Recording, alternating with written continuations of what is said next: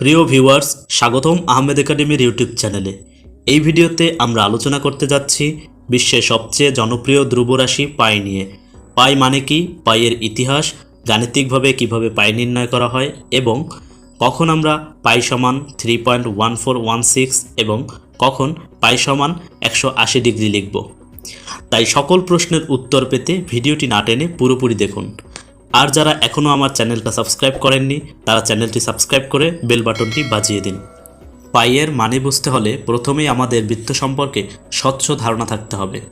চিত্রে আর হলো বৃত্তের ব্যাসার্ধ এবং আর ব্যাসার্ধ নিয়ে নির্দিষ্ট বিন্দুকে কেন্দ্র করে চারদিকে যতখানি পথ অতিক্রম করলো তাকে বলে এই বৃত্তের পরিধি।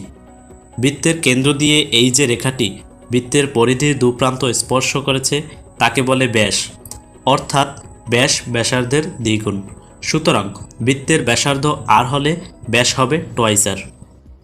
এখানে এই বৃত্তের চিত্রটি যদি ধীরে ধীরে বৃদ্ধি পায়, অর্থাৎ এর পরিধি যদি ধীরে ধীরে বৃদ্ধি পেতে থাকে, তাহলে দেখা যাচ্ছে এর ব্যাসার্ধ সমান হারে বা সমান অনুপাতে বৃদ্ধি পাচ্ছে, অর্থাৎ পরিধি এবং ব্যাস পরস্পর সমানুপাতিক হারে বৃদ্ধি পাচ্ছে।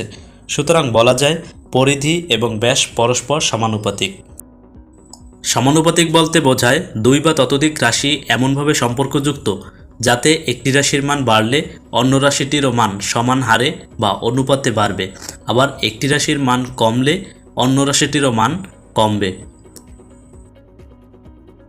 অতএব আমরা বলতে পারি পরিধি সমানুপাতিক ব্যাস। এবার আমরা জানি যে সমানুপাতিক চিহ্ন উঠাতে হলে এখানে একটি সমানুপাতিক ধ্রুবক প্রয়োজন। তো সেই সমানুপাতিক ধ্রুবক হিসেবে আমরা গ্রিক বর্ণ পাই নিয়ে আসব। তো এবার আমরা লিখতে পারি পরিধি সমান পাই ব্যাস। তো এবার আমরা সেই পাইকে আমরা ডান সাইডে রেখে আমরা ব্যাসকে যদি বাম সাইডে নিয়ে আসি তাহলে হয় পরিধি বাই ব্যাস সমান পাই।